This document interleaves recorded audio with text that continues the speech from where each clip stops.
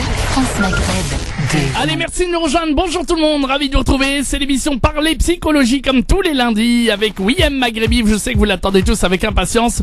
Elle est de retour pour vous aujourd'hui, comme tous les lundis, pour cette nouvelle émission. Bonjour Wiem. Bonsoir, salam alaikum et bienvenue à toutes et à tous dans votre émission Parler Psycho sur France Maghreb 2. Je suis heureuse de vous retrouver comme tous les lundis de 18h30 à 20h en compagnie d'un père qui n'a rien de toxique, un père bienveillant, soucieux du bien-être de ses enfants et de sa famille, pour lesquels il fait passer leur bien-être avant le sien. Il emplit chaque jour nos cœurs de bonne humeur et je l'en remercie. Merci Medjahed. Merci beaucoup. Alors, notre émission de Parler Psycho, donc notre émission d'aujourd'hui a pour objectif d'aborder, donc comme chaque semaine, un thème de votre vie quotidienne et de vous donner la parole afin que vous puissiez vous exprimer, témoigner et interroger. Au sommaire de l'émission d'aujourd'hui, les mères toxiques. Alors, qu'est-ce que c'est? Comment une mère pourrait être à la fois être une maman et une personne toxique? Comment se fait-il que certaines ne soient pas capables d'aimer suffisamment leur enfant? Comment comprendre et accepter leur comportement malveillant, intrusif ou violent? Et surtout, comment se construire sans ces repères d'amour maternel sains et nécessaires? Cette émission est la vôtre pour vous informer sur les solutions possibles ou clés à votre disposition pour amorcer un changement. Nous espérons pouvoir vous conseiller et vous orienter le mieux possible. Peu importe notre origine, peu importe notre religion ou non, peu importe notre culture, la souffrance psychique derrière reste la même. Alors, qui que vous soyez, n'hésitez pas à nous laisser vos témoignages. Nous répondrons, Medjahed et moi, en direct à vos appels ainsi qu'à vos messages sur ma page Facebook, Maghrebi Wiem, psychologue clinicienne. Cet espace est le vôtre, alors profitez-en et n'hésitez pas à nous contacter pour échanger ensemble au 0892 23 99 50. 0892 23 99 50. Exactement, et vous pouvez commencer à nous appeler évidemment pour participer à cette grosse libre antenne du lundi, la libre antenne psychologie évidemment avec Wiem Maghrebi, et aujourd'hui on parle des mères toxiques. Alors si vous voulez participer, si vous avez une mère toxique, les filles, voilà, vous voulez nous en parler. Messieurs. Et messieurs également. Oui, tout à fait. Oui. Eh ben, n'hésitez pas à nous appeler 01 40 33 9000, 01 40 33 90 00, ou le 0892 23 99 50, ou tout autre sujet, évidemment. On vous offre le thème, mais aussi vous pouvez vous exprimer sur vos difficultés, tout ce que vous voulez. Wiem Maghrebi, psychologue musulmane, vous écoute en direct à la radio, 0892 23 99 50, 01 40 33 9000. Allez, on va tout de suite rentrer dans le vif du sujet, Wiem. Alors, j'ai choisi de parler de ce sujet parce que vivre avec une mère toxique, c'est d'autant plus difficile que c'est compliqué à admettre. Alors, c'est difficile de se construire lorsqu'on a été victime d'une mère dite entre guillemets toxique. Je vais expliquer ce que c'est. C'est d'autant plus difficile de se construire qu'elle a été violente physiquement, psychologiquement, qu'elle a été absente ou trop intrusive. Alors, avant de rentrer vraiment à proprement parler dans le vif du sujet, j'aimerais te citer une phrase de Jean-Paul Sartre qu'il écrivait en 1964 où il disait « L'enfer, c'est les autres ». Ah oui, ça alors, je connais, oui, tout à fait. Cette phrase de cet auteur, elle a toujours été mal comprise. On a cru qu'il voulait dire par là que nos rapports avec les autres étaient toujours empoisonnés, que c'était toujours des rapports infernaux. Or, c'est vraiment autre chose que Jean-Paul Sartre a voulu dire. Ce qu'il a voulu dire, c'est que si nos rapports avec les autres sont tordus, viciés, s'ils sont toxiques, alors l'autre ne pourra être pour nous que l'enfer. Alors, pourquoi? Parce qu'en fait, les autres, au fond, c'est ce qu'il y a de plus important en nous-mêmes, pour notre propre connaissance de nous-mêmes. Je ne me connais que par le biais des autres. Quand nous pensons sur nous, quand nous essayons de nous connaître, au fond, on use en réalité des connaissances que les autres ont déjà sur nous. On se juge à partir des moyens que les autres nous ont donnés de nous juger. C'est-à-dire que moi, la conscience que j'ai de moi, elle n'est le résultat que du reflet que les autres me renvoient. Donc, quoi que je dise sur moi, toujours le jugement d'autrui va entrer dedans. Quoi que je sente de moi, le jugement d'autrui rentre dedans. Ce qui veut dire que si mes rapports sont mauvais, je me mets dans une totale dépendance d'autrui et alors en effet je suis en enfer. Ça veut dire qu'il existe une quantité de gens dans le monde qui sont en enfer. En réalité, est-ce que tu me suis, Medjahed? À peu près. On t'a déjà perdu, oui, on t'a perdu. Voilà. Non, c'est simple. Ouais. Si mes relations avec les autres sont toxiques, si les autres me renvoient une image négative de moi-même, je suis en enfer, puisque l'enfer c'est les autres. Ah tu as compris? Oui, Ok. tout à fait. Donc en réalité, le fait de c'est pas réellement les autres qui sont l'enfer, c'est le fait de se sentir exclu, jugé ou ridiculisé par eux. Voilà, c'est ça. Alors imagine si ça vient tout ça de ta mère. Ah, c'est pas évident. Alors c'est encore plus compliqué, hein. Et oui, il va falloir apprendre à se détacher du regard des autres et de leur jugement un peu hâtif. Et puis quand c'est la maman, c'est un peu compliqué. Alors, la psychologie nous dit que la suffisance, c'est-à-dire le fait de ne pas être dépendant du regard de l'autre, le fait d'être détaché du regard de l'autre, je m'en fiche, dis ce que vous voulez de moi, je m'en fiche, ça m'atteint pas. Cette suffisance, elle va venir d'où? Elle va venir de l'enfance. Oui, évident, tu as bien compris que on est le résultat de la construction de notre vécu à partir de notre enfance. Oui. Ok.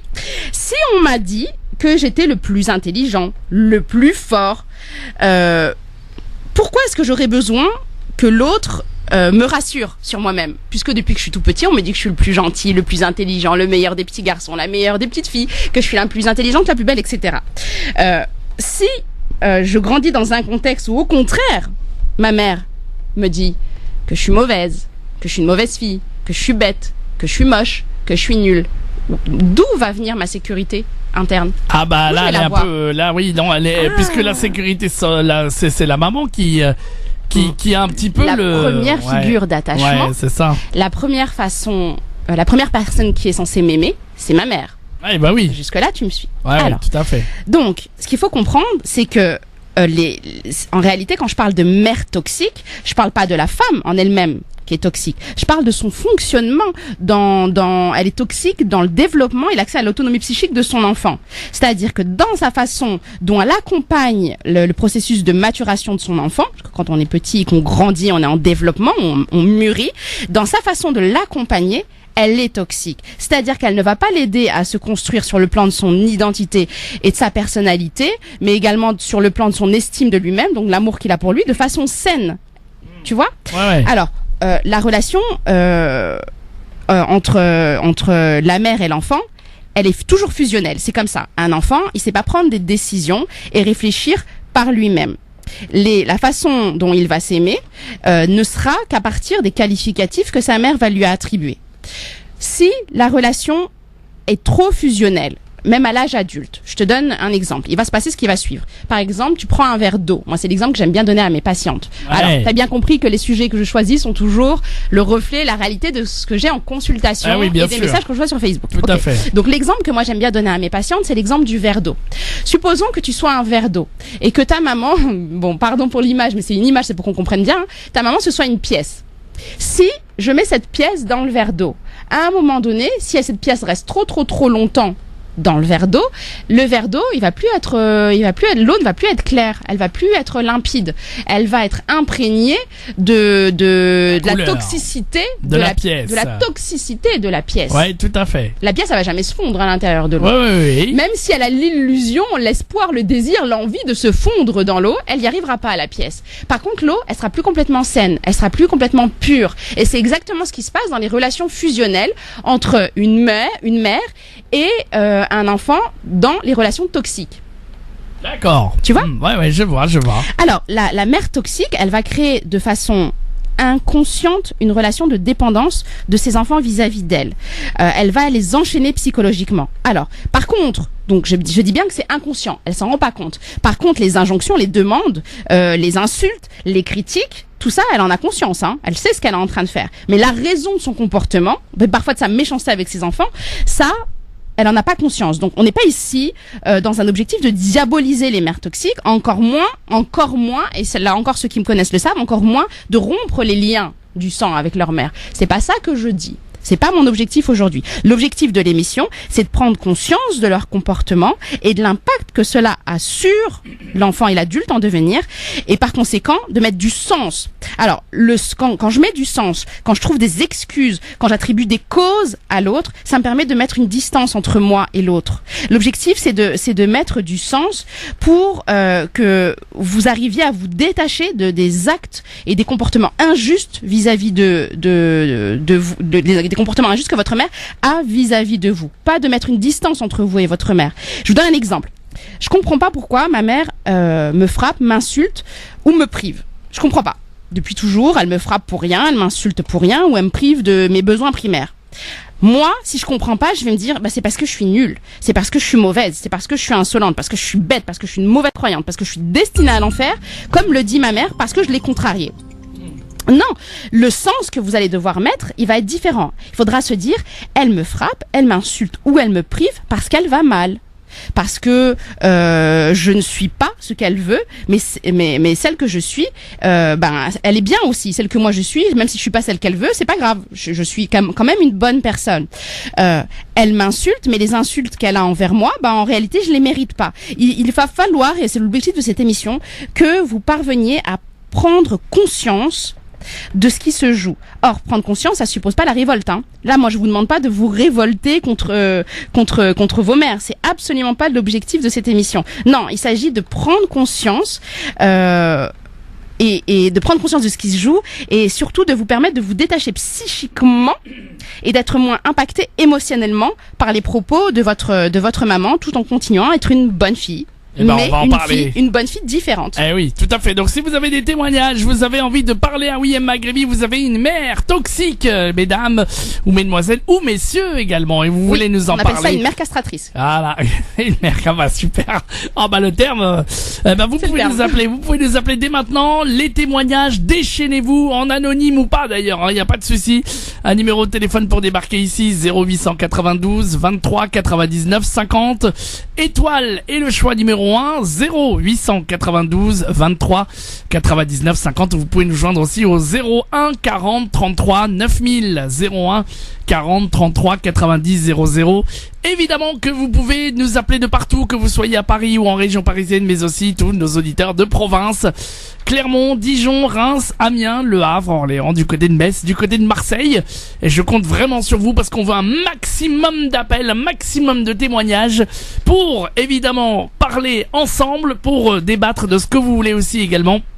Et bien entendu, pour parler de ce sujet, les mères toxiques, comment faire pour s'en sortir? Parlez-nous, venez nous demander les meilleurs conseils. Et je vous rappelle que vous pouvez aussi également rester en anonyme, il n'y a pas de souci. On vous attend 01 40 33 9000, 01 40 33 90 00 ou 0892 23 99 50. Oui, Eve, alors. Oui, non, je sais simplement que c'est très compliqué, que c'est très culpabilisant, qu'il y a le poids de la honte. Je sais à quel point c'est compliqué de pointer du doigt les injustices qu'une maman peut avoir envers son enfant. Je sais que c'est dur, mais vous n'êtes pas en train de commettre, s'il vous plaît, un grave péché ou une grave erreur si vous appelez et si vous nous racontez vos difficultés, parce que par votre témoignage, ça va permettre d'éclairer d'autres personnes et ça va permettre à d'autres personnes de mettre du sens là où elles n'en trouvent pas. Exactement, et en anonyme, 01 40 33 9000, n'hésitez pas, 01 40 33 90 00 ou le 0892 23 99 50. Parlez psychologie avec vous en priorité, chers auditeurs. Bien. On va prendre des appels dans quelques minutes. Alors, on continue. Bon, alors donc vous allez un peu mieux comprendre, je m'explique. Le petit enfant, il vient au monde avec des besoins.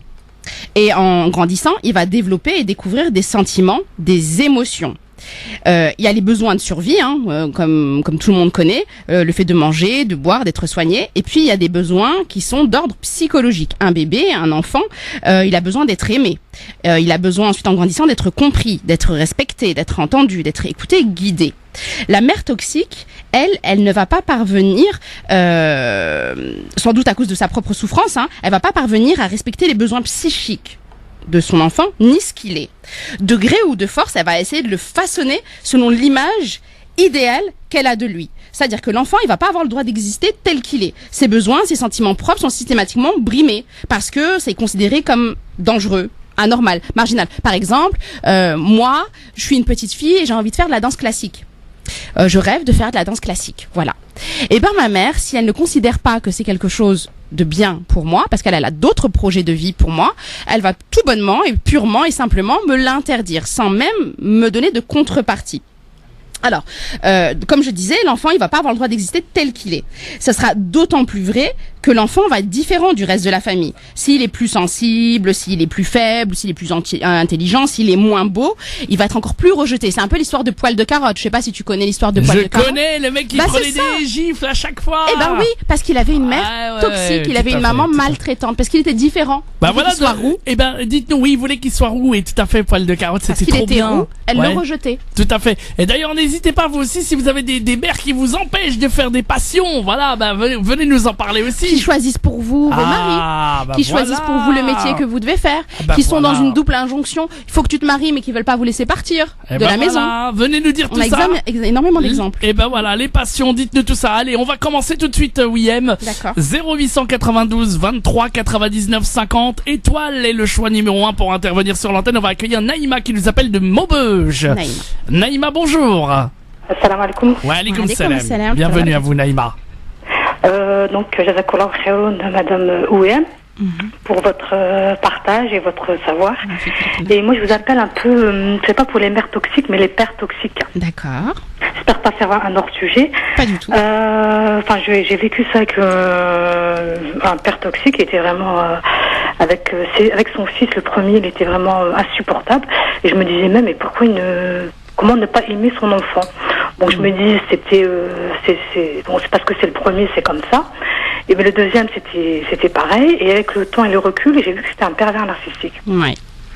Donc là, j'ai plus compris, j'ai mis plus de sens sa façon de les traiter. Bon, que je trouvais ça inacceptable.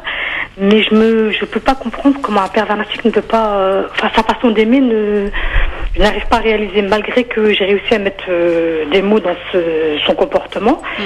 Je trouve ça inhumain, voilà.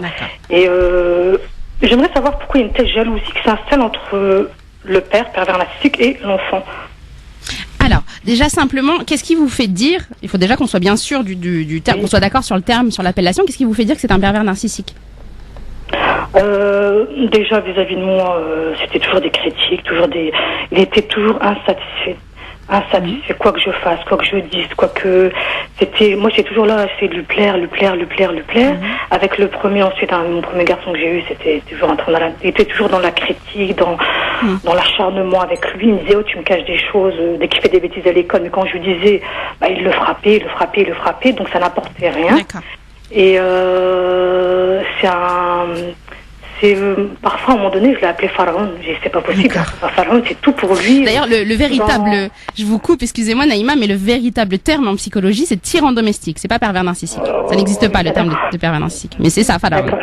Oui, voilà. Et puis, à un moment donné, c'est toujours dans la négativité. Il est jamais content, quoi qu'on fasse, quoi qu'on dise, et à un moment donné, on s'oublie, et puis ça devient insupportable. D'accord. Alors, je vais vous poser des petites questions. Vous allez essayer de me répondre le mieux possible. Est-ce que votre mari, votre époux, parle avec votre fils? Est-ce qu'ils ont des discussions? Jamais. D'accord. Jamais. C'est plutôt des insultes, des discordes que des discussions. D'accord. Est-ce que votre fils lui ressemble physiquement? Il a quel âge, votre garçon? Maintenant, il a 22 ans. Oh, d'accord. Ok. Est-ce qu'il lui ressemble physiquement? Oui, quand même. Oui. Il y a une petite ressemblance? Oui. D'accord. C'est l'aîné? Voilà, c'est le premier, oui. C'est le premier. D'accord. Qu'est-ce qu'il fait comme métier, votre mari? Il est dans tout ce qui est... J'ai peur d'être... Non, mais c'est pas grave. Mais est-ce que votre fils a suivi le chemin? Oui, voilà. D'accord. Il fait à peu près le même corps de métier? Même, oui. D'accord. Ok. Les divergences ont commencé quand? Dès que... 3 ans, 4 ans, et... Il était toujours derrière son dos, toujours derrière lui, toujours en train de le critiquer, le frapper. C'est même chez moi avec le deuxième. Dès qu'il a passé le cap de l'adolescence à 17 ans, hop, il reproduit la même chose. Il lui faut toujours un bouc émissaire sous la dent. D'accord. Il faut toujours quelqu'un où se défouler. Alors, c'est effectivement la psychologie des enfants de pervers narcissiques, c'est une psychologie qui est très particulière. Ce qu'il faut savoir, c'est que le pervers narcissique, donc vous vous en doutez bien, vous le savez, en tout cas on le redit pour nos auditeurs, ce sont des personnes qui sont incapables d'aimer qui que ce soit à part elles, puisque dans le terme de pervers narcissique, on a narcissique. Ça veut dire quoi? Ça veut dire que l'enfant ne représente à ses yeux que sa continuité narcissique, c'est-à-dire que tant qu'il le valorise, tant qu'il fait ce que lui désire, tant qu'il lui renvoie une image positive de lui-même, tout va bien. Le pervers narcissique, c'est quelqu'un qui est dans l'apparence. On est d'accord. Sauf que dès l'instant où son enfant commence à s'autonomiser psychiquement, à se séparer, à s'opposer, à ne pas aller dans le sens du parent, à faire des choses qui ne le narcissisent pas, ce papa, il y a conflit. Il y a conflit et il pourra effectivement y avoir violence. Ce qui est très compliqué pour un enfant de pervers narcissique, c'est cette souffrance silencieuse dans laquelle il est. Il y a un véritable paradoxe, à savoir que l'enfant de pervers narcissique, il a cette double difficulté qui est que en apparence son papa c'est le meilleur, hein, c'est en extérieur, en apparence, sauf que dans le dedans c'est juste pas possible, il est complètement isolé, dénigré. Il est absolument pas entendu et donc l'enfant n'a pas de moyen de crier son malaise. Alors il n'a pas de moyen d'exprimer sa souffrance.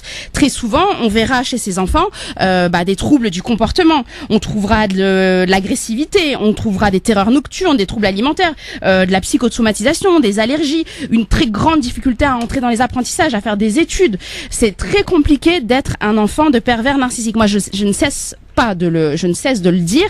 Il faut vraiment s'y intéresser parce que sur le plan identitaire, les enfants de pervers narcissiques sont très fragiles.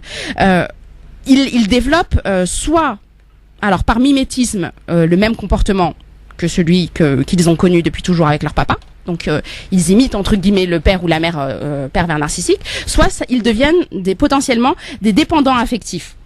Soit ça devient des hommes qui sont très fragiles, ou des femmes, hein, très fragiles sur le plan de leur estime d'eux-mêmes, très fragiles sur le plan affectif. C'est des personnes qui ont du mal à avoir des relations amoureuses stables. Ça va être en gros des personnes qui aiment trop.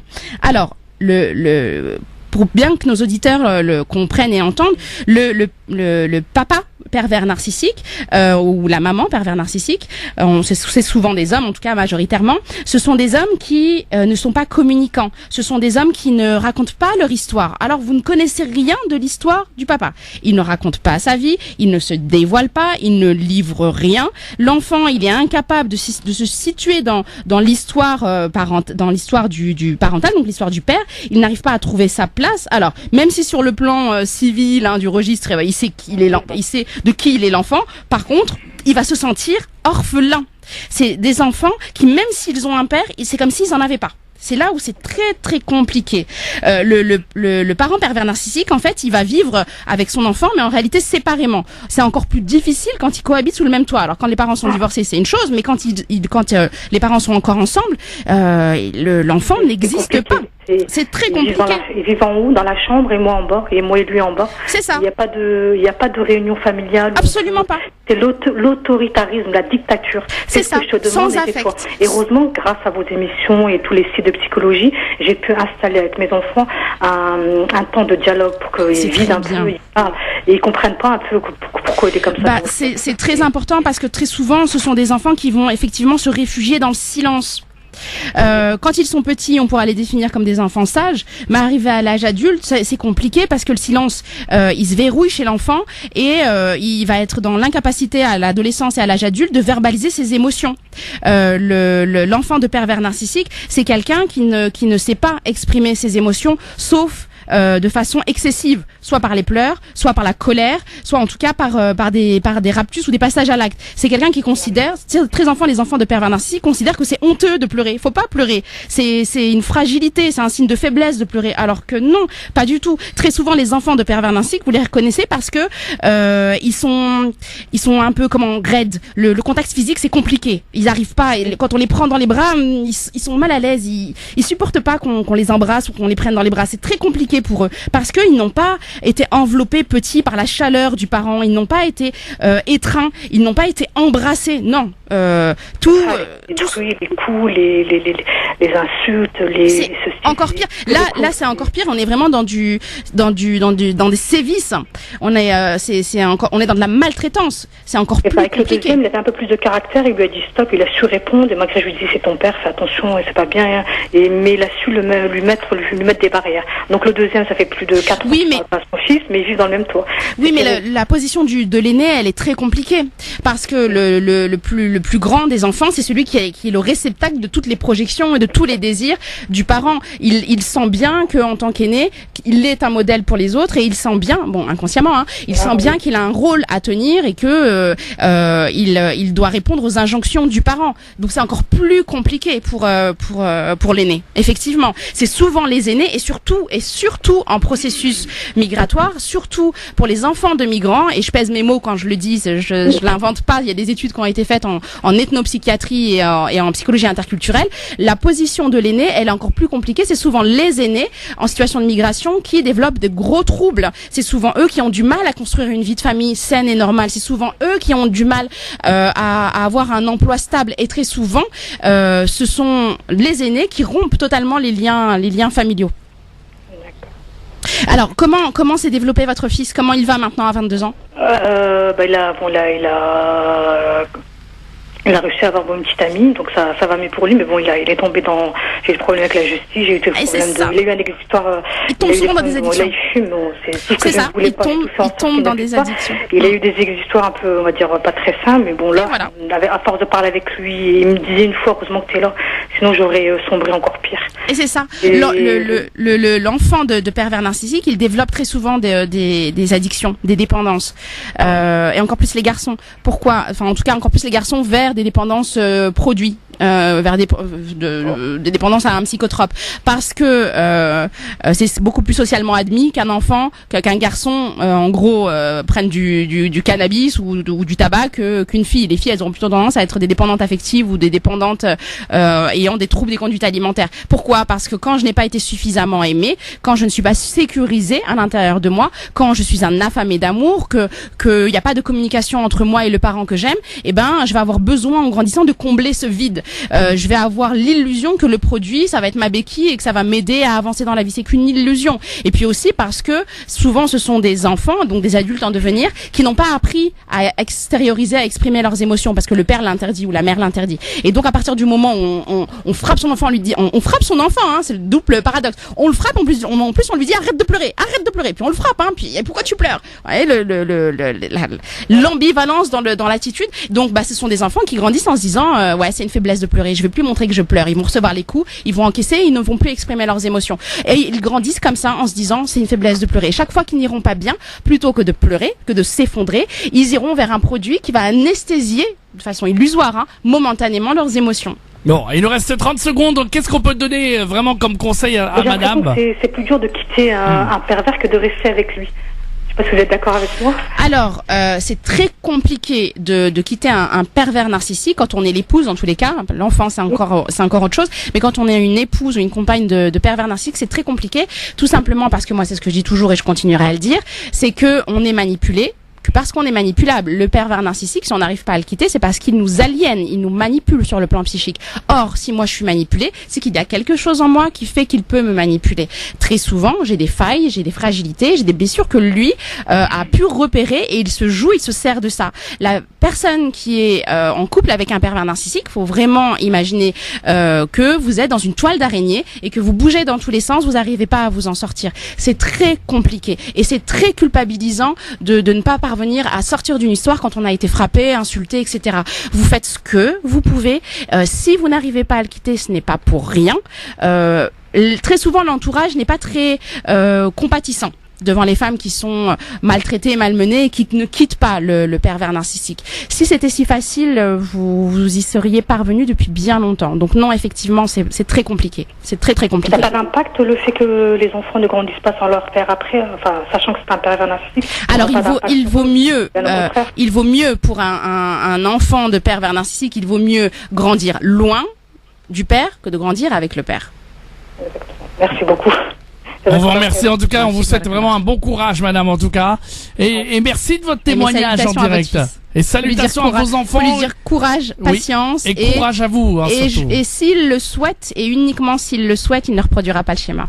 Voilà. En général, ils me disent que non, on fera jamais ça, c'est impossible. Donc j'en parle souvent avec eux. Et c'est très bien. Tant que vous mettrez des mots, moins il y aura de risques pour qu'ils reprennent le même chemin. On vous remercie Naïma de votre témoignage. Bonne On vous soirée. dit à bientôt. Merci beaucoup. Bah voilà, beaucoup d'auditeurs en tout cas qui peuvent témoigner des témoignages touchants. Évidemment, on commence déjà très fort la libre antenne avec vous. Parlez psychologie, venez parler à William Maghribi, venez vous exprimer, venez vous faire aider si besoin évidemment. On parle des mères toxiques aussi également aujourd'hui. C'est ça. Est-ce que vous avez une mère toxique, justement, vous, messieurs, vous, mesdames, venez nous en parler, évidemment, et vous voulez les meilleurs conseils pour en sortir. 01 40 33 9000, 01 40 33 90 00, ou le 0892 23 99 50. On attend tous vos témoignages. Bombardez-nous au standard, allez-y. Déchaînez-vous. C'est ici, chez vous. C'est la libre antenne par les psychologies. 01 40 33 9000. 0892 23 99 50 si vous voulez nous parler de votre maman qui est une mère toxique ou qui ne vous laisse pas faire votre passion. Allez, à tout de suite. 01 40 33 9000, 0892 23 99 50. France Maghreb 2. France Maghreb 2.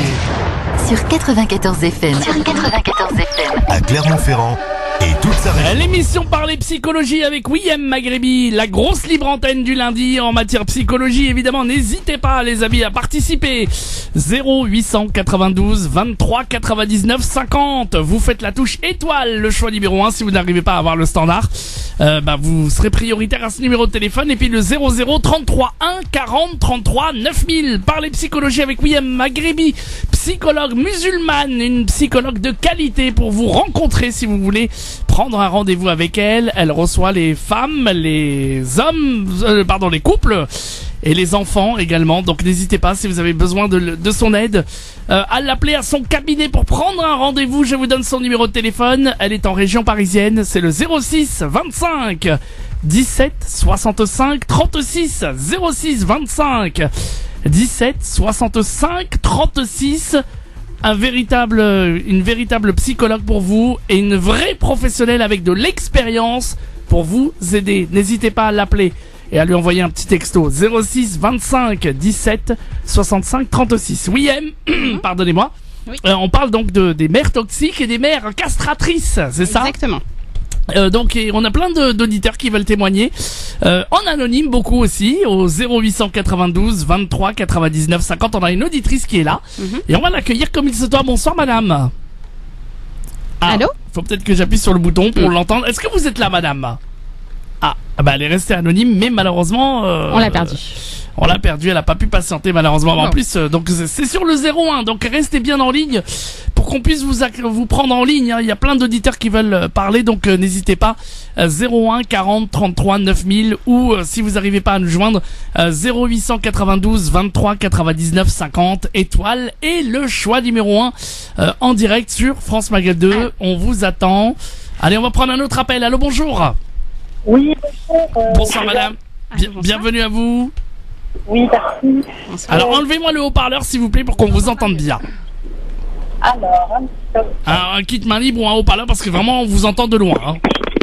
Voilà, tout est en live et en direct hein, sur France Et Maghreb là 2. Oui, c'est un peu mieux. Allez-y, William vous écoute. On va essayer. Alors, je vous appelle parce que j'ai beaucoup de problèmes avec ma mère en général. J'ai 35 ans, je suis mariée, j'ai des enfants.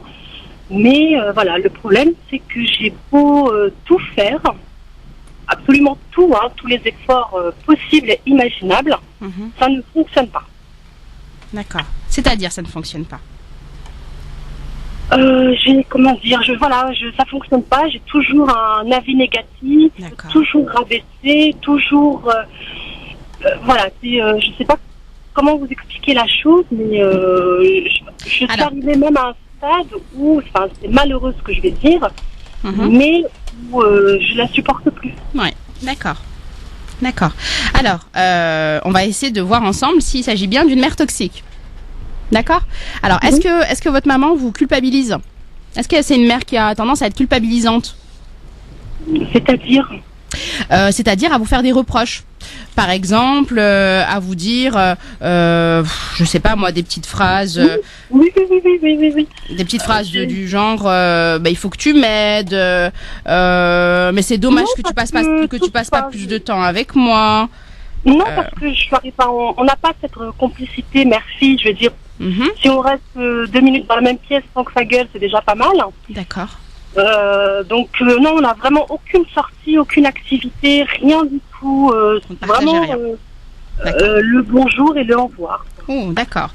Est-ce que c'est quelqu'un quand même qui vous fait des reproches, qui vous accuse de certaines choses à tort? Oui. Ok. Oui, est-ce que c'est quelqu'un Voilà, je suis la personne qui n'a rien fait de correct dans sa vie, quoi. D'accord. D'accord. Est-ce que, donc je suppose qu'elle ne voit que les erreurs que vous faites, elle voit que vos défauts. Okay. Oui, j'ai tous les défauts de la terre, hein. Mais le problème, c'est que j'ai beau. Vous avez des frères et sœurs? Oui, j'ai 5 frères et sœurs et c'est bizarre, hein. C'est qu'avec vous. Tout se passe très bien. D'accord. Vous êtes l'aînée ou la dernière? Au milieu. Ah, d'accord. Alors, quelle a été l'histoire de votre conception? Comment vous êtes venue au monde? Qu'est-ce qu'elle vous en a dit? Je sais pas, je vous dis, j'en discute vraiment pas. D'accord. Donc c'est ça. C'est ce que je disais tout à l'heure. Les enfants de mères toxiques en général n'ont pas très peu d'informations sur leur histoire. Ils ont du mal à se placer dans la lignée et ils ont du mal à se sentir faire partie de la famille, effectivement. D'accord. Est-ce que c'est quelqu'un qui vous empêche de vous exprimer ou de vous affirmer? Est-ce que chaque fois que vous essayez de parler, elle va, ou de dire en tout cas ce que vous ressentez, elle va vous le reprocher? Ah oui, je ne peux pas parler, c'est impossible. D'accord. Si je parle ou je dis quelque chose, tu répètes encore la même chose, c'est pas bon, tu changeras pas. C'est devenu très très compliqué. Effectivement, ouais, c'est très compliqué, d'autant plus que ça a un impact. Ça a un impact forcément sur vous. Et moi, c'est cet impact-là qui m'embête. Parce que très souvent, les filles de mères toxiques, ce sont des femmes qui, mine de rien, même si elles ne se l'avouent pas forcément, ce sont des femmes qui sont souvent rongées par la culpabilité. Parce que moi, si moi j'ai une mère toxique, j'aimerais bien avoir une relation comme n'importe quelle mère-fille. J'aimerais bien avoir une relation saine et apaisée avec ma maman. Donc souvent je suis rongée par la culpabilité parce que comme je n'arrive pas à mettre de sens derrière cette attitude, derrière ces reproches, je vais avoir tendance à me dire que c'est ma faute, que ça vient de moi. Et puis donc je vais avoir une mauvaise image de moi, je vais pas avoir confiance en moi. Excusez-moi, je vous coupe parce que avant j'étais comme ça. Je réfléchissais comme ça, mais avec le temps je me suis dit j'ai aucun problème avec le monde extérieur. Ouais. J'ai pas de problème au travail, c'est nickel. C'est quand j'arrive à ça qu'il y a un problème. Donc je me suis dit que non, j'étais pas si mauvaise que ça. Et non, c'est sûr que vous ne l'êtes pas. Voilà, je me dis j'ai pas de problème avec mon mari, j'ai pas de problème avec mes enfants. Non, je ne vois pas. Vous n'êtes absolument. Je me rongerai plus que ce que j'ai eu. Très bien. Vous ne cherchez pas à plaire à tout le monde. Non, j'ai mon caractère. Je suis dans un système où je ne dérange pas l'autre, mais dans mon environnement, j'ai pas de problème avec les gens, j'ai pas de problème au travail, j'ai pas de problème avec mon mari. Qu'est-ce que vous faites dans la vie? Je suis dans le commerce. D'accord. Ok. Mais donc, quand sociable. j'essaie de discuter, oui, voilà, j'ai pas de problème du tout. Et quand j'essaie de discuter, non, c'est encore moi qui n'ai pas fait les choses correctement. C'est moi qui est très difficile. Enfin, il y a toujours un reproche, toujours. Et comment vous le prenez, vous, ça? Les reproches? Je suis arrivée à un stade où maintenant, je vous dis, ce qui me dérange, moi, dans tout ça, c'est que je me dis, je suis arrivée à un stade où je suis entrée dans la phase détestée. Oui. L'amour, ça a deux versants. Et c'est pas bon. Oui. Effectivement, l'amour a deux versants, hein. Donc il y a l'amour apaisé et puis il y a l'amour haine. Donc là, si vous êtes dans cette phase-là, c'est que en réalité vous n'êtes pas complètement libéré, vous n'êtes pas complètement détaché de cette relation. En tout cas, de la toxicité de cette relation. Comme je dis toujours, j'en ai besoin. Vous avez besoin de votre mère. J'ai besoin. Je donne un exemple. J'ai besoin simplement une petite après-midi. Voilà, rien de plus. Vous êtes en colère parce que vous n'avez pas renoncé. Vous n'avez pas lâché prise. Vous êtes encore dans le désir d'avoir une maman normale. Ce qui n'arrivera pas. Parce que quand je vois la relation qu'il y a avec mes frères et sœurs, j'ai de la jalousie. C'est normal. Bien entendu. Donc c'est normal votre jalousie. Voilà, donc je me dis, si je suis arrivée à ce stade de jalousie, je suis pas folle. Je vois les choses devant moi. Vous voyez Donc je comprends plus. Je suis arrivée à un stade, je vous dis, où je suis rentrée dans la phase de haine. Oui. Et limite que l'on se parle ou pas, c'est limite pareil. D'accord. Moi, j'entends en tous les cas une personne qui est en souffrance. Oui, oui. Donc, qu'est-ce que vous allez faire pour vous-même pour faire disparaître cette souffrance? Je sais plus quoi faire. Je sais plus. Je me dis bon, je vais peut-être encore essayer de discuter, mais il n'y a pas de. Vous allez renoncer. Vous allez renoncer, vous la changerez pas, votre maman. Vous allez vous concentrer sur les gens qui vous aiment. Vous allez vous concentrer sur les gens qui ont besoin de vous. Vous allez vous concentrer sur les gens qui vous renvoient une image positive de vous. Votre maman, elle ne vous dira peut-être jamais que vous êtes une femme magnifique, que vous êtes quelqu'un de bien et qu'elle est fière de vous. Bon, soit c'est un fait, c'est une réalité. Elle vous le dira pas. Ça ne doit pas vous empêcher, vous, de continuer à être cette belle personne que vous êtes et à continuer à avoir un bon comportement vis-à-vis d'elle. Vous continuez, même si elle est entre guillemets ingrate, qu'elle n'est pas reconnaissante, que voilà. Dès l'instant où vous avez réussi dans votre vie personnelle à vous autonomiser, dès l'instant où elle a plus de contrôle sur vos choix, sur vos prises de décision, très bien, puisque vous avez dépassé ce stade, maintenant il faut se dire, ok, c'est pas grave. J'aurai jamais l'amour de ma mère, d'une mère normale en tous les cas, d'un amour normal. Tant pis, j'ai des gens qui m'aiment, je suis importante pour mes enfants, je suis importante pour mon mari, je suis importante pour toutes les personnes qui comptent et qui tiennent à moi. Donc c'est sur eux qu'il va falloir que je me concentre. Je sais que c'est très très très compliqué à faire parce que cet attachement que vous avez pour votre maman, c'est un attachement indélébile qui ne disparaîtra jamais. C'est à partir de cet attachement-là que vous vous êtes construit. C'est l'histoire d'amour entre vous et votre mère, c'est une histoire qui est unique, qui est singulière. C'est jamais simple. Je suis désolée de vous couper, mais quand je réfléchis, je me dis, j'ai aucun souvenir positif. Vous voyez, aucun geste, rien. Alors quand je donne un exemple, quand elle me rend un petit service, parce que je suis devenue quelqu'un qui ne demande rien. Oui. Même parce que je me dis demain on va m'en parler, on va me dire je t'ai fait ci, je t'ai fait ça. Alors je me dis non, je demande pas. Mais le jour où malheureusement je suis dans l'impossibilité de le faire moi-même, j'ai des reproches encore. Même la naissance de vos enfants, ça n'a pas apaisé les choses?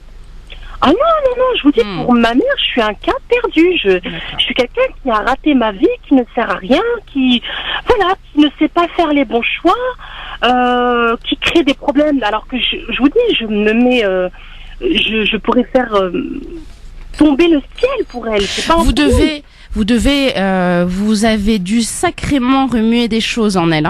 Vous devez lui renvoyer des traumas très importants. Vous avez dû être conçu ou arriver dans un contexte de vie. En tout cas, vous devez lui renvoyer quelque chose de très douloureux pour elle. C'est une femme qui est extrêmement en souffrance. Pour rejeter autant son enfant, être aussi dure, être aussi malveillante, aussi mauvaise. Clairement, faut appeler un chat un chat. Avec son enfant, c'est que elle doit en projeter des choses sur vous, mais des choses de son histoire à elle. Oui, mais comme je demande pas quelque chose d'énorme. C'est énorme pour elle. Un câlin. Non. Vous voyez ce que je veux dire? Non, c'est énorme pour elle. Câlin? Non. Quand je dis, on n'a même pas de contact physique. Mais non, bien sûr. Elle me dit, mais toi non plus. Je dis, mais moi, je suis arrivée à un stade où je ne peux. Mais vous ne pouvez pas. Et vous arrivez à faire des câlins à vos enfants? Oui, j'ai appris. Voilà, j'ai appris. C'est ça. Vous avez appris. Oui, j'ai appris. Même avec mon mari au début, j'ai appris à être touchée, enlacée. J'ai appris, mais au début, j'étais entre guillemets de glace, un homme. Normal. Si notre corps il n'a servi qu'à recevoir des coups, il faut apprendre à recevoir des caresses. Voilà, donc je demande pas, c'est ce que je dis, je demande pas la lune. Oui, mais pour elle, mais pour elle, vous demandez la lune. Pour elle, c'est impossible. Si elle n'entame pas un travail thérapeutique, ce que je pense pas, je crois pas, on connaît nos mamans, ça ne changera pas. Moi, je pense vraiment qu'il faut que vous continuiez à vous concentrer sur votre bien-être uniquement à vous. Plus vous allez être apaisé avec vous-même, plus vous allez être bien avec vous, plus vous allez être bien d'une certaine façon avec elle. N'attendez plus rien d'elle, lâchez prise, renoncez. Il faut vraiment que vous arriviez à lâcher prise, à renoncer à cet idéal de la mère que vous n'aurez jamais. Elle est comme elle est. Tant pis, trouvez l'amour ailleurs. Vous êtes quelqu'un de bien, je suis sûre que vous avez énormément de valeur, donc des gens qui vous aiment, je suis sûre qu'ils sont très nombreux, il faut que vous renonciez. Et ça, n'hésitez pas à vous faire aider, soit par des amis, soit par votre mari, pas les enfants, c'est pas leur rôle, mais en tout cas des personnes suffisamment sécures pour vous accompagner dans ce cheminement, ou alors aller vous faire accompagner, vous faire aider par un psychologue ou un thérapeute. Mais en tout cas, il va falloir à un moment donné renoncer, parce que vous avez déjà bien avancé et que vous êtes vraiment à mi-chemin. Moi, j'ai vraiment un très bon espoir pour vous. Eh ben, merci beaucoup en tout cas, madame, et vraiment, on est très touchés. Vous êtes très forte et très courageuse. Bravo. Ouais. Merci, c'est gentil. On vous remercie, vous dégagez beaucoup d'émotions, on vous souhaite vraiment beaucoup de courage, et surtout venez parler à William, elle est là quand vous voulez. Oui, pas de problème. Avec grand plaisir. Merci à vous. À très bientôt, bon courage et merci beaucoup. À bientôt. On a vraiment des témoignages très touchants. Bah, vous avez raison, William. Encore une fois, grosse libre antenne avec les mamans. On parle des mamans toxiques. Et on a des auditeurs et des auditrices courageuses qui interviennent sur l'antenne. Vous êtes les bienvenus. Oui. Mais parce que les femmes sont courageuses. Parce que même si c'est un sujet tabou, elles arrivent. Heureusement. Et heureusement. Venez vous aussi témoigner, vous êtes les bienvenus. On va marquer la pause et on va accueillir d'autres appels de la grosse libre antenne par les psychologies. 01 40 33 9000, 01 40 33 9000 ou 0892 23 99 50. On est vraiment content, William, d'avoir cette émission pour que les auditeurs s'expriment. Et ils sont vraiment, c'est leur espace, c'est votre espace où ils ne sont ni jugés, exactement, ni jaugés, ni critiqués. À tout de suite, on revient avec vos appels. Priorité à vous, chers auditeurs. 0892 23 99 50, où que vous soyez, partout en France, ou 01 40 33 9000 en total anonymat. À tout de suite. France Maghreb. L'émission Parler Psychologie avec William Maghrebi, psychologue musulmane, extrêmement professionnelle. Évidemment, si vous souhaitez prendre un rendez-vous avec elle, n'hésitez pas à la joindre. Elle est en région parisienne, quelle que soit la difficulté. Évidemment, elle pourra vous aider dans la mesure du possible. En tout cas, elle fera tout pour le faire. Elle est en région parisienne. Prenez rendez-vous avec elle au 06 25 17 65 36. 06 25 17 65 36, c'est son numéro de téléphone à son cabinet. N'hésitez pas, elle rencontre vraiment tout le monde, les femmes, les enfants, les couples. 06 25 17 65 36. William, on parle des mamans toxiques, on parle de cette grosse libre antenne qui inspire beaucoup nos chers auditeurs et beaucoup de témoignages au 0892 23 99 50, 01 40 33 9000. Une auditrice qui veut rester anonyme, elle est en région parisienne, on va l'accueillir en direct. Allô, bonsoir madame. Bonsoir. Bienvenue à vous. Merci. Alors, c'est vrai qu'en fait, j'imaginais pas qu'un jour je témoignerais, pourtant je vous écoute souvent, mais c'est vrai qu'en fait, là, tout ce que vous avez dit, je me suis reconnue, mais en fait, totalement dedans. À quelques détails près, en fait, c'est totalement le profil de ma mère, donc. D'accord. Donc, c'est un sacré grand pas que vous venez de faire. Bah oui, en fait, je sais pas, je sais pas ce qui m'a pris à la limite d'en parler, mais c'est vrai que là, je me suis dit, il faut que j'en parle, en fait. C'est mieux dehors que dedans. Vous allez vous libérer. Alors expliquez-nous, essayez de nous dire dans quoi vous reconnaissez. Quelle est la relation que vous avez avec votre maman, ou vous pensez avoir? Comment dire, déjà pas relation de mère et fille, ça c'est sûr. Oui. Ça a toujours été une relation, elle a toujours été très très autoritaire avec moi, malgré tout ce que je faisais, entre guillemets, j'ai toujours été la fille parfaite dans le sens où je ne sortais pas, je ne faisais rien, c'était l'école, la maison, je n'avais pas d'amis, je ne voyais personne, je faisais toutes les tâches ménagères. C'est pas je l'aidais à faire les tâches ménagères, c'est je faisais toutes les tâches ménagères, mais c'était jamais assez bien, c'était jamais assez, je me suis déjà pris des coups parce que en faisant la vaisselle, j'avais oublié un verre. Donc Enfin voilà, c'est... D'accord. Alors, fille parfaite, ça veut dire que c'est votre mère qui a choisi pour vous la plupart des grandes, enfin qui a fait pour vous les plus grandes décisions de votre vie, c'est elle qui les a prises. C'est ça. Alors. En fait, j'ai toujours fait tout ce qu'elle voulait et malgré ça, en fait, ça n'a jamais suffi. Ça n'a jamais été assez bien. Je me suis pris beaucoup de coups, beaucoup d'insultes. Et en fait, j'ai toujours pensé que c'était justifié. Jusqu'à que moi, ce qui s'est passé en fait, c'est que le moment où j'ai explosé, en fait, la seule solution entre guillemets que j'ai trouvée, on va dire que j'en ai pris conscience plus tard, mais c'est que je suis tombée enceinte. En fait, c'est la seule porte de sortie que j'ai trouvée. Ah oui, parce que là, vous l'avez mis au pied du mur. Là, de fait, vous avez plus le choix. Et c'est peut-être un manque de courage de ma part, mais je sais que j'aurais jamais eu le courage de le faire. Donc là, en fait, ça ne m'a pas laissé le choix. Vous n'avez pas eu le choix, et puis de toutes les façons, elle ne pouvait que vous rejeter, puisque vous avez fait exactement le contraire de ce qu'elle aurait voulu pour vous. Alors, c'est ça, exactement. Ce qu'il faut comprendre, c'est qu'un enfant a besoin d'amour pour grandir. Il a besoin d'amour pour grandir et pour survivre. Quand on a une maman, peut-être comme la vôtre, en tout cas quand on a une maman toxique, on va progressivement réprimer ses besoins, ses désirs, ses envies, ses projets de vie. Tous nos choix personnels, on va les considérer comme potentiellement dangereux. Oh, c'est risqué, non, je vais pas oser. Parce que, en réalité, c'est notre mère qui, par ses injonctions, nous fait croire que c'est dangereux, que c'est risqué, qu'on n'est pas capable, qu'on va pas y arriver, que c'est pas bon pour nous, etc., etc. Et donc, on va grandir en réprimant nos désirs, nos besoins, nos envies réelles. On va devenir ce que notre mère veut. La fille parfaite. En réalité, on devient ce que notre mère veut, mais on ne sait pas qui on est. On ne sait pas qui on est devenu. Et, parfois, des actes manqués, des ratés entre guillemets de la vie sont des réussites, parce que c'est bien que vous ayez eu ce cheminement et cette introspection et que vous ayez pu comprendre pourquoi cet enfant est venu, mais en tout cas cette grossesse est survenue, mais attention, dans l'histoire. Alors je ne sais pas si vous avez gardé l'enfant ou si vous avez Oui, je l'ai gardé. Je suis devenue moi-même maman, et justement en fait je pense que c'est en devenant maman moi-même que j'ai compris que son comportement n'était pas normal en fait, parce qu'elle me culpabilisait tout le temps. C'est ça.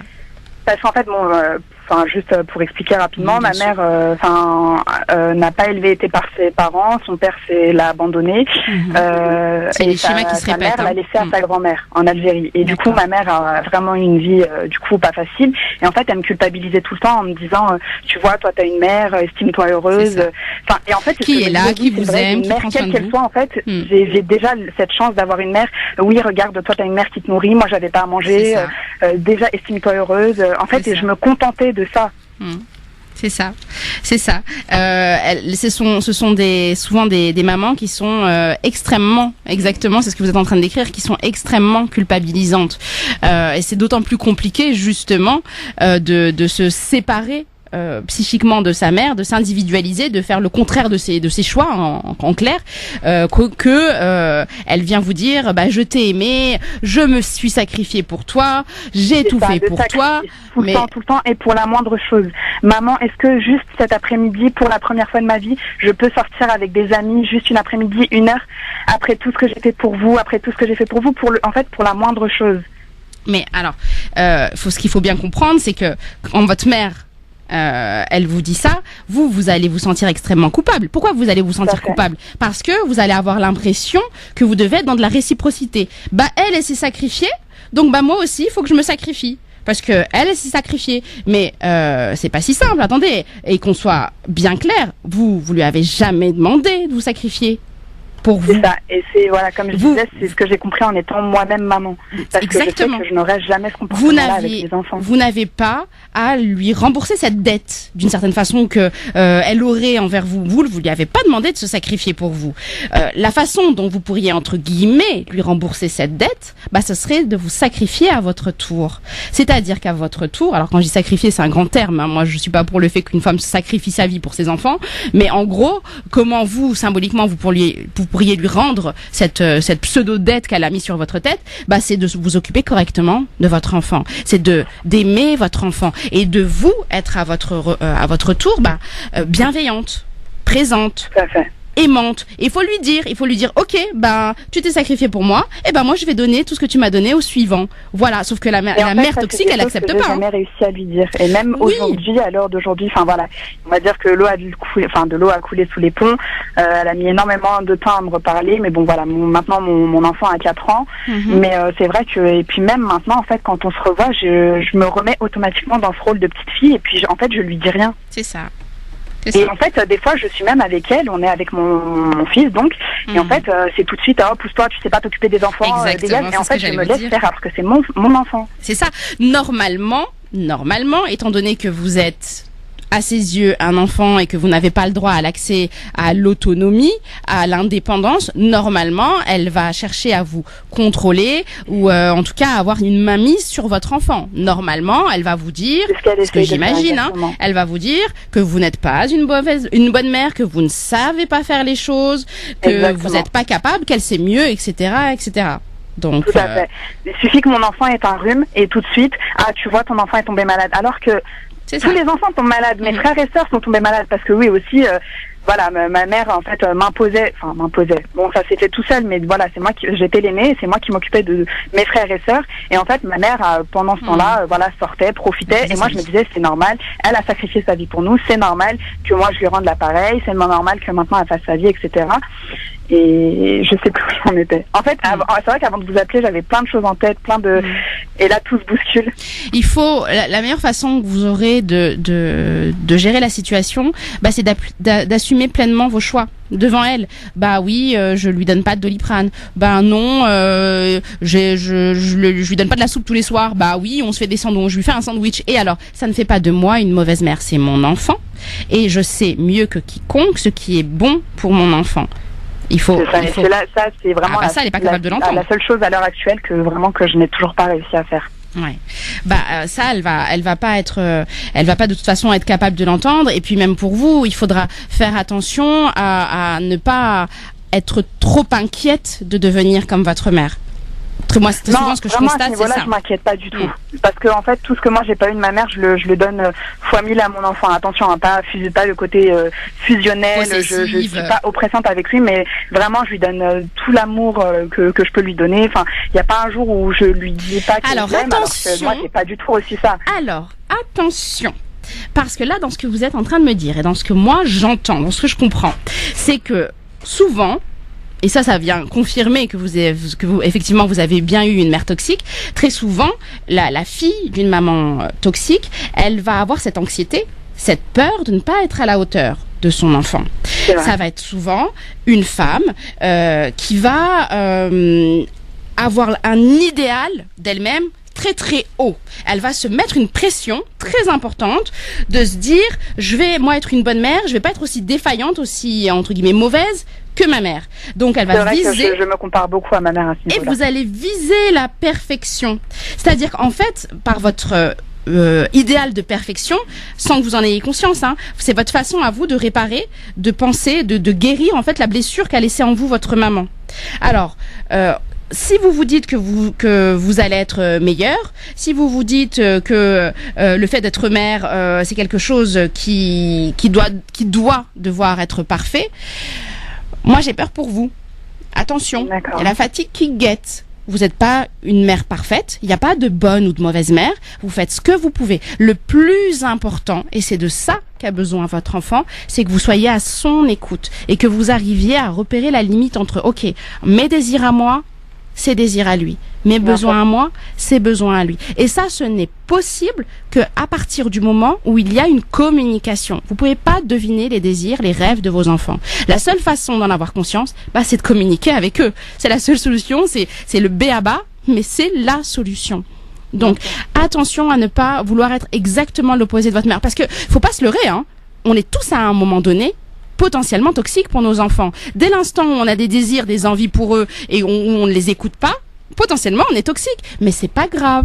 C'est pas la fin du monde. Là où ça devient toxique, c'est si ça se répète. Si je suis dans le déni des désirs et des besoins de mon enfant. Je m'en fiche. Non.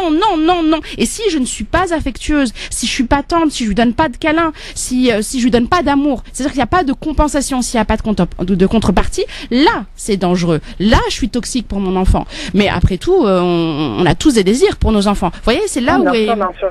C'est ça c'est là où est la limite en fait. Là, la frontière, elle est très infime. Mais en tout cas, la seule chose que vous pouvez vous dire pour vous rassurer, c'est tant que vous aimez votre enfant, que vous lui faites des câlins, que vous êtes affectueuse, que vous lui dites des belles paroles. Je pensais pas en être capable, mais du coup, en fait, c'est venu très naturellement. Avec mon fils. Par contre, avec mon mari, pas du tout. Ah. C'est encore et pourtant, ça fait 7 ans pas de je t'aime, pas de câlin. En fait, je supporte pas qu'on me touche. C'est normal. On aime de la façon dont on a été aimé. Il faudra réfléchir à ça. Donc moi, je vous encourage très fortement à entamer vous aussi un travail sur vous-même. Alors ça prend le temps, hein. Il faut un temps de réflexion, d'introspection. Ça veut pas dire que il vous faudra des dizaines et des dizaines de séances, mais voilà, un jour comme ça, faire le point un petit peu sur 1 heure de consultation, faire le point sur votre vie, sur vos désirs, sur vos objectifs, sur vos douleurs. Ça ne peut qu'être positif. En tout cas, moi, je trouve que vous êtes résiliente. Je trouve que vous avez réussi, malgré le contexte de vie dans lequel vous avez grandi, vous avez réussi à vous construire, à avoir une famille, à avoir des enfants et être une maman aimante. Donc, franchement, je vous dis bravo. Merci beaucoup. Merci de votre témoignage en tout cas, et puis n'hésitez pas, William Maghrebi reste à votre disposition même pour un rendez-vous si vous souhaitez, si vous êtes en région parisienne, il n'y a pas de souci, d'accord? Merci beaucoup. À bientôt, merci beaucoup de votre appel, merci de votre témoignage. Merci. Ah, ça fait plaisir, plein de témoignages évidemment d'auditeurs et d'auditrices en direct au standard au 0892 23 99 50, la grosse libre antenne du lundi soir, l'émission Parler Psychologie avec William Maghrebi. Vous avez des mères toxiques, venez nous en parler en direct à la radio, y a pas de souci, on vous écoute évidemment en direct à la radio. 0892 23 99 50, 01 40 33 9000, 01 40 33 9000, le numéro de téléphone évidemment pour débarquer dans cette grosse libre antenne. Vous pouvez parler de tout ce que vous voulez en anonyme, et puis du sujet qui est évoqué aujourd'hui, je vous rappelle, les mères castratrices. On revient après les infos IM, d'accord? Oui, on marque les infos et on revient juste après avec vos appels en direct sur France Maghreb 2. France Maghreb 2. France Maghreb 2. France Maghreb 2. Ensemble. Toute génération. Allez, merci de nous rejoindre. Allez, on déborde un petit peu pour l'émission Parler Psychologie avec William Maghrebi qui est avec nous, la grosse libre antenne dans l'émission Parler Psychologie évidemment. Et je vous rappelle également que William Maghrebi, voilà, si vous avez envie de la rencontrer, si vous avez besoin de faire une petite thérapie avec elle, des meilleurs conseils, votre aide évidemment, vous pouvez la joindre. C'est une vraie professionnelle à votre écoute et vous pouvez la joindre au 06 25 17 65 36. 06 25 17 65 36 pour des consultations personnalisées avec elle. N'hésitez surtout pas et vous lui envoyez un petit texto en disant je veux une consultation par exemple, vous l'appelez tout à l'heure. 06 25 17 65 36. Ils peuvent vous laisser des messages vocaux, William. Oui, pas de problème. Voilà, donc elle vous rappellera dès que possible. Allez, 01 40 33 90 00 0892 23 99 50. On va à Livry-Gargan avec Amina qui est avec nous. Bonjour Amina. Bonjour. Soyez la bienvenue Amina. Ouais, allez comme salam. On vous écoute Amina.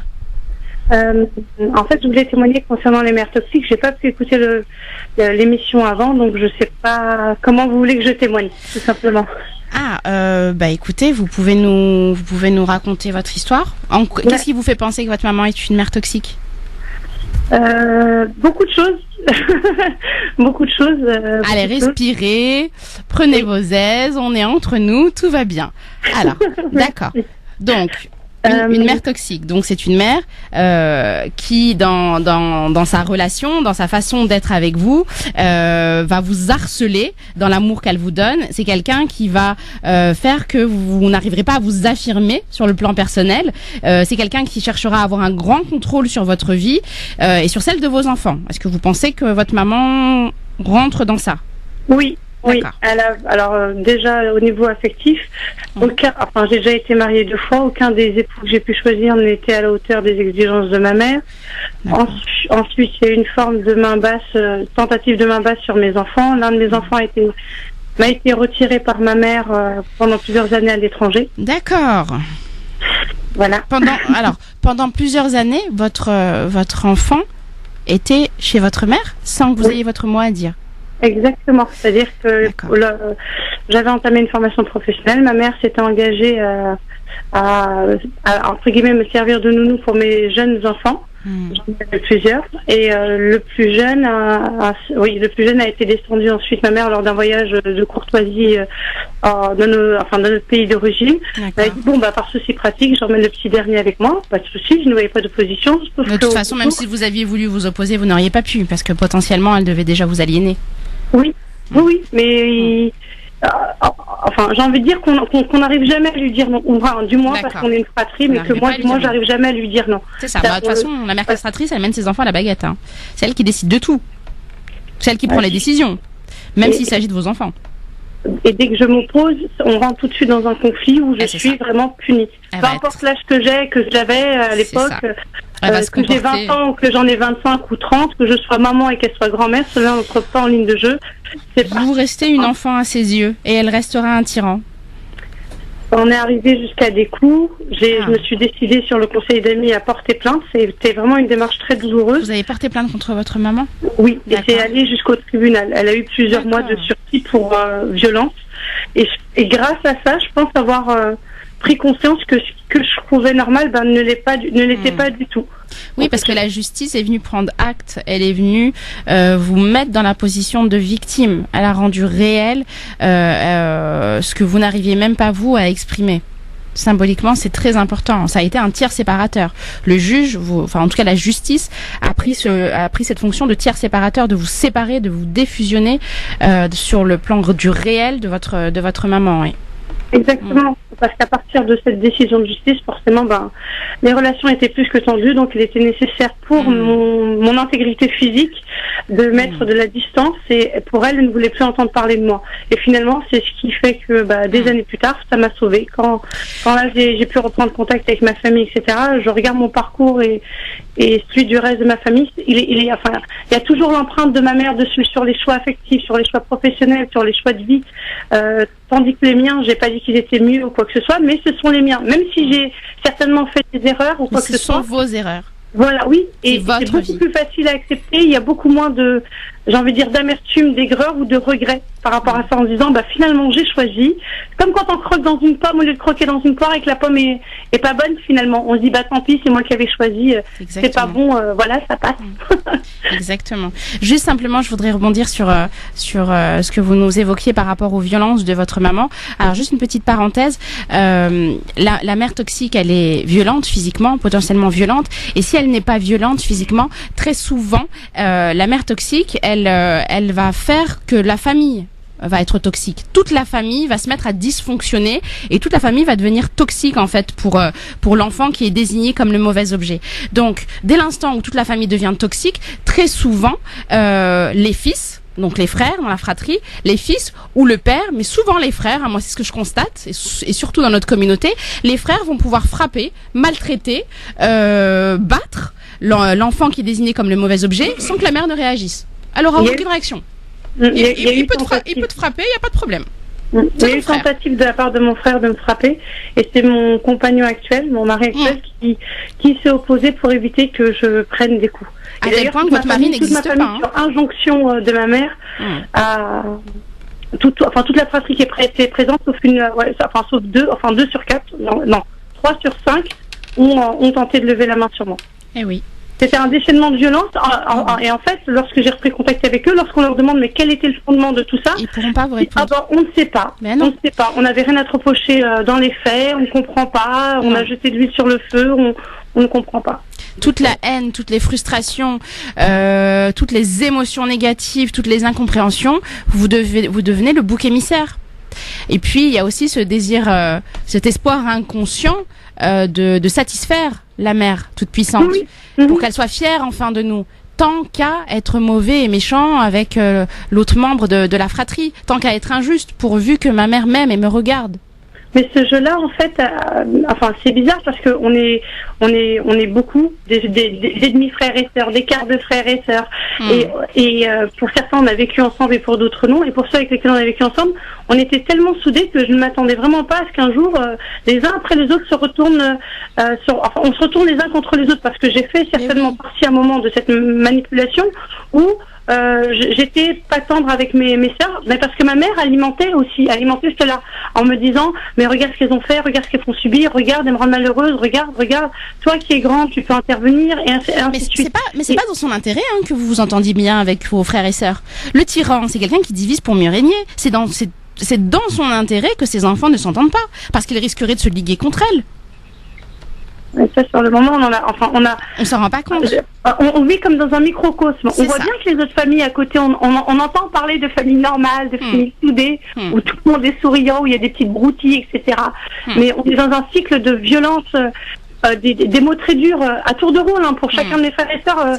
Tu as raté ta vie, tu es une personne qui ne sait rien faire, t'es bonne à rien. C'est vraiment violent et ça marque. J'ai beau être assez âgée, maintenant plus de la trentaine, et c'est encore des choses qui prennent au cœur et qui prennent le boule au ventre et boule à la gorge quand on y repense. Parce qu'on se dit qu'une maman devrait être là pour soigner les bobos et pas pour en créer. Normalement, dans l'ordre des choses. Simplement, je voulais aussi rebondir sur ce que vous disiez en tout début de témoignage. Vous parliez de vous être marié 2 fois. Alors, ce qu'il faut savoir, c'est que quand on a eu un parent toxique, ou en tout cas une maman toxique, inconsciemment, on va rechercher un compagnon qui sera la copie conforme de sa mère. On va rentrer très souvent dans une relation amoureuse toxique, comme dans notre rapport avec notre maman, on sera dans un rapport de force où l'autre sera le dominant et moi je saurai la dominer parce que moi j'ai toujours été dominée et que c'est ma zone de confort, je ne sais fonctionner que comme ça en étant dominée. Donc attention à ne pas aller vers des relations toxiques. Il faut parvenir, je vous le souhaite en tout cas, il faut que vous parveniez à accéder à votre autonomie. Il faut que vous parveniez à vous positionner comme quelqu'un de pas d'inférieur, que vous arriviez à reconnaître vos besoins, vos désirs, vos envies et les exprimer sans cesse vous laisser dominer par l'autre. C'est là où c'est très compliqué. Sincèrement, je m'en sens à l'heure actuelle tout à fait incapable et sans aide extérieure, je sais que je ne pourrais pas y arriver. En arrivant bientôt à la quarantaine, en faisant un peu le point, je me rends compte que ce soit dans le domaine pro, dans le domaine affectif, dans le domaine amitié, dans le domaine famille, toujours tendance à laisser passer l'autre avant, comme si je m'excusais d'être là finalement. C'est ça. Vous demandez pardon d'exister. Oui. Vous vous excusez d'être vivante. Moi, ce que je trouve très positif, c'est que malgré tout ce que vous êtes en train de me dire, vous avez quand même, vous avez réussi à être dans cette première prise de conscience de l'emprise que votre mère a eu sur vous ou a sur vous. C'est encore plus compliqué quand on est attaché, quand on est encore attaché. Je veux dire, quand on n'est pas séparé physiquement de sa mère. Donc ça, c'est un passage qui est obligé. Vous avez fait déjà la plus grosse des premières étapes. Vous vous êtes habitué en tant qu'adulte à cette peur d'être rejeté. Maintenant, il va falloir vous construire et ne plus avoir peur du rejet des autres. Vous allez devoir vous libérer de cette culpabilité que vous avez en vous, cette culpabilité que votre mère elle a ancrée en vous, ces fausses croyances qu'elle a ancrées réellement en vous, et que vous parveniez à vous dire que non, je suis quelqu'un de bien, non, j'ai de la valeur, oui, je peux exister seule par moi-même et je n'ai pas besoin d'une tierce personne pour avoir de la valeur ou pour être quelqu'un de bien. Parce que de toute façon, vous êtes quelqu'un de bien. Maintenant, dans le deuxième temps, il va falloir être au clair avec vous-même et vous décider une fois pour toutes à ne plus laisser votre mère avoir une emprise néfaste sur vous. Alors moi je dis pas de rompre les liens du sang, c'est pas ce que je suis en train de dire. Quand je décide de ne plus laisser ma mère avoir une emprise sur moi-même, ça veut dire qu'il y a des choses que je vais devoir mettre en place. Clairement, il va falloir que j'arrive à me détacher de ces réflexions, que j'arrive à me détacher de ces manipulations et que j'arrive à me dire ok, bon ça c'est un travail qu'il faut pouvoir faire dans le temps, mais se dire ok, elle a cette vision qu'elle a de moi, c'est pas ce que je suis. Je ne suis pas celle qu'elle décrit. Je ne suis pas cette femme. Et puis, il va falloir apprendre à être ferme, à vous montrer déterminé, à ne plus vous laisser faire, à ne plus la laisser vous dire n'importe quoi, à ne plus la laisser vous imposer des choix qui ne correspondent pas réellement à celle que vous êtes. Il va vraiment falloir que vous appreniez à avoir l'habitude de répondre systématiquement. Dès qu'elle vous ne rien laisser passer, elle vous dit une chose, vous vous affirmez, vous posez des limites. Elle vous regarde de travers, vous lui dites maman, t'es en train de me regarder de travers. Elle vous parle mal, vous reformulez. Vous allez reformuler ces paroles. Et puis il va falloir apprendre à lâcher prise, comme je disais pour l'auditrice précédente. Et puis lâcher prise par rapport à l'idéal que vous avez de la mère. J'aurai jamais cette mère parfaite, tant pis. Bah voilà, je renonce. Et puis il va falloir apprendre à pratiquer la sourde oreille. Il va falloir vraiment que vous vous fermiez à tout ce qu'elle peut vous dire de méchant. C'est très important. Alors, faut suivre le conseil de Napoléon Bonaparte. Il a pas dit que des choses bêtes, cet homme. Au contraire, il a dit on déjoue beaucoup de choses en feignant de ne pas les voir. C'est-à-dire qu'on peut échapper à de nombreux dangers en faisant semblant de pas les voir. Laissez passer. Elle vous dit des choses, elle essaye de faire des choses. Faut que ça vous passe au-dessus de la tête. Alors je sais que c'est compliqué, je sais que c'est pas simple, mais je suis convaincue que vous allez y parvenir parce que vous avez réussi à faire cette première étape qui est la plus difficile. Et puis il faudra progressivement dénoncer le comportement toxique que votre mère a. Par exemple, elle vous dit une chose blessante, vous lui dites là t'es en train de me dire une chose blessante. Si elle vous dit t'es toujours comme ça, vous lui dites ah bon, sincèrement tu penses vraiment que je suis toujours comme ça. Il faudra reformuler ces phrases. Voilà. Bref, il va falloir vraiment que vous parveniez à être très attentive à ces techniques de manipulation, ça s'apprend, à vous détoxifier d'elle et à admettre et à accepter l'idée que vous êtes quelqu'un de bien en dehors d'elle. Tant pis. Je suis pas cette fille parfaite, je suis pas cette parfaite croyante que j'aimerais être. Tant pis, je suis pas cet idéal que ma mère aimerait, mais je suis moi, juste moi. Vous êtes juste vous, et c'est déjà énorme. Parce que oui. Je me rappelle pas de votre prénom. Amina.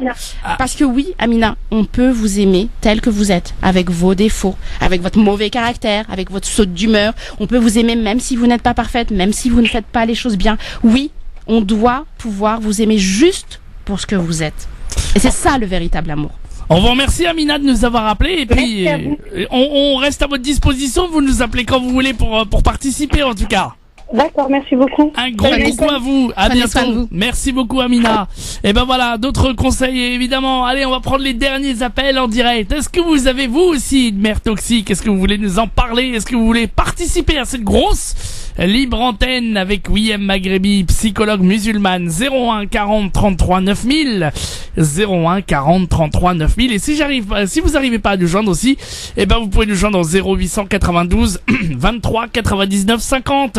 0892 23 99 50 étoile et le choix numéro 1. Allez, Ouihem Maghrebi a décidé de rester un petit peu pour vous. Le sujet vous plaît tous et toutes. Tant mieux. Eh bien, on va reprendre d'autres auditeurs dans une petite seconde. 0892 23 99 50 01 40 33 9000. À tout de suite. France Maghreb 2, France Maghreb 2. France Maghreb 2, ensemble. Toute génération. La grosse libre antenne par les psychologies avec Ouihem Maghrebi et c'est pratiquement la fin de l'émission, mais je vous rappelle évidemment que vous pouvez parler à Ouihem Maghrebi évidemment et prendre un rendez-vous avec elle à son cabinet. C'est une psychologue confirmée, psychologue musulmane. Si vous avez besoin d'une thérapie, si vous avez besoin de la rencontrer, si vous avez besoin de conseils, de la rencontrer en consultation privée, vous suffit de l'appeler au 06 25 17 65 36 06 25 17 65 36 ou alors vous lui envoyez un petit texto tout simplement. Elle vous répondra avec plaisir, elle vous rappellera demain ou tout à l'heure selon son planning. En tout cas, elle vous rappellera 06 25 17 65 36 pour prendre un rendez-vous avec Ouihem Maghrebi, psychologue musulmane. Allez, on va conclure sur le thème du jour. Alors simplement par rapport aux mères toxiques, c'est important quand même, je le dis ça rapidement, les mères vont être ambivalentes, c'est-à-dire qu'elles vont les mères toxiques, elles vont voir que leur enfant ne va pas bien, ou que leur adolescente ou la jeune adulte ne va pas bien, donc elles vont être dans une forme de désarroi, elles vont pousser leur enfant ou leur ado à aller consulter un psychologue.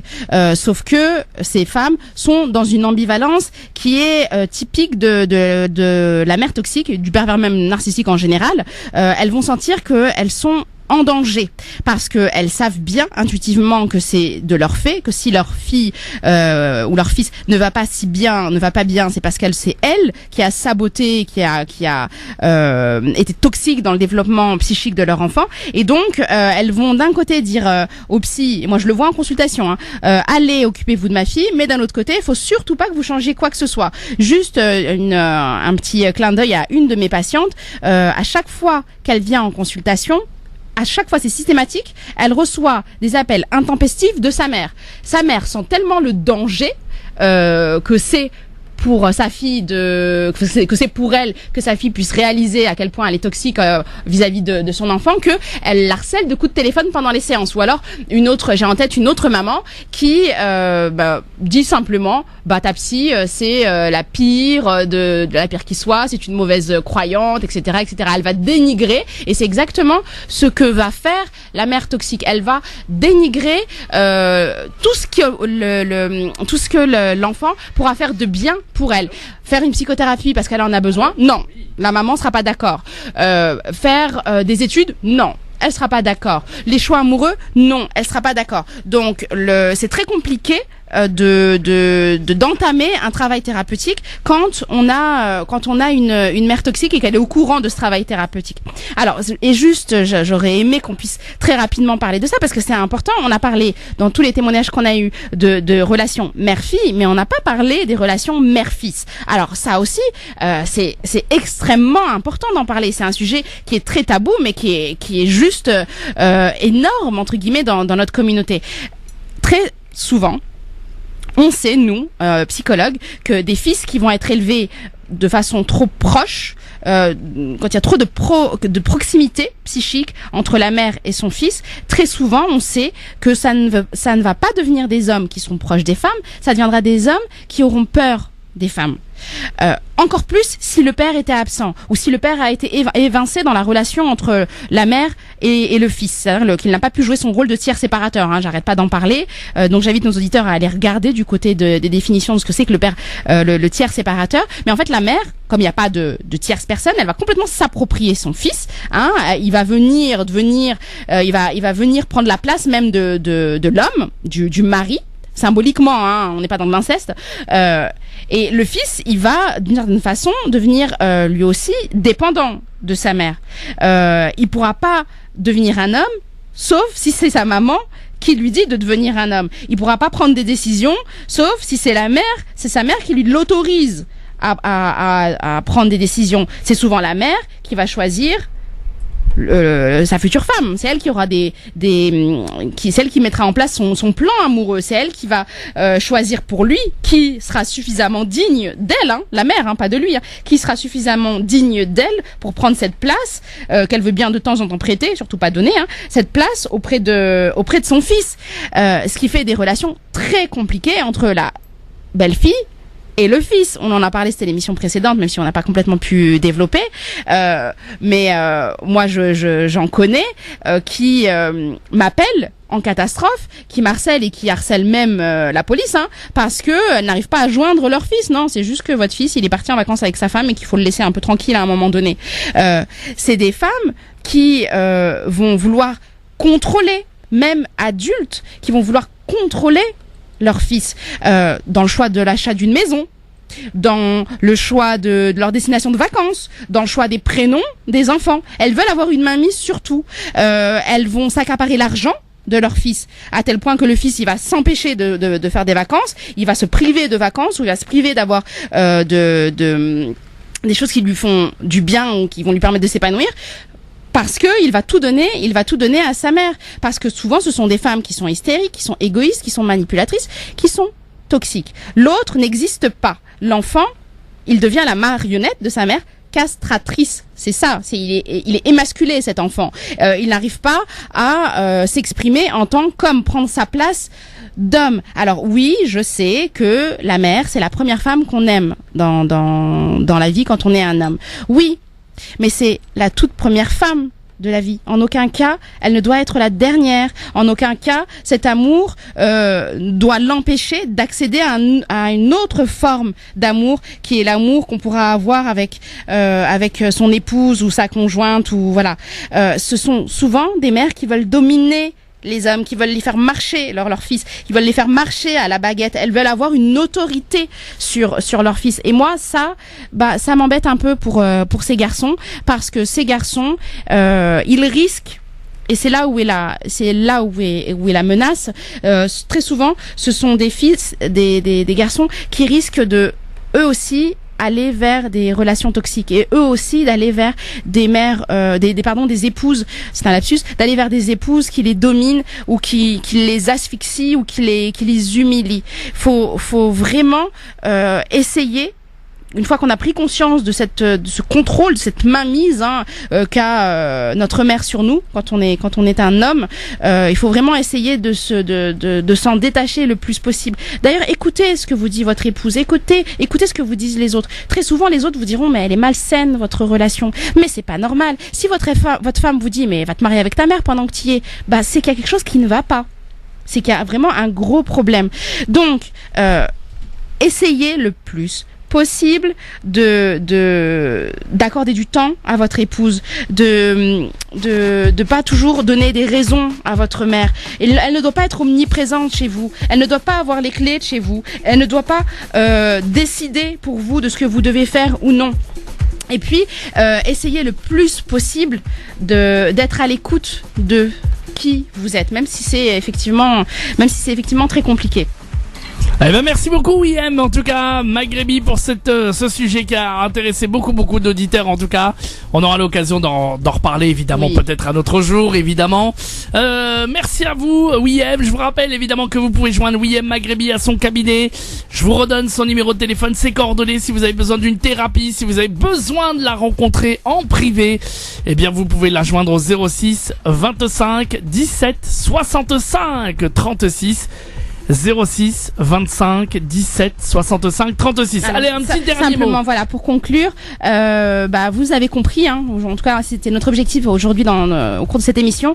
Vous avez compris, vous avez besoin de déployer vos ailes pour être vous-même. Vous avez besoin, pour être heureux, de vous détacher de cette manipulation, de vous libérer de cette aliénation que votre parent a sur vous. Même si c'est derrière le prétexte de l'amour, même si c'est sous le prétexte de vouloir votre bien. Mais surtout, et c'est ce qu'il faudra peut-être retenir en conclusion, il faut que vous parveniez à pardonner à votre mère. Il faut que vous arriviez à lui pardonner pour ne plus être une victime. Il va vous falloir intégrer que oui, votre mère est toxique, et non, elle ne changera pas.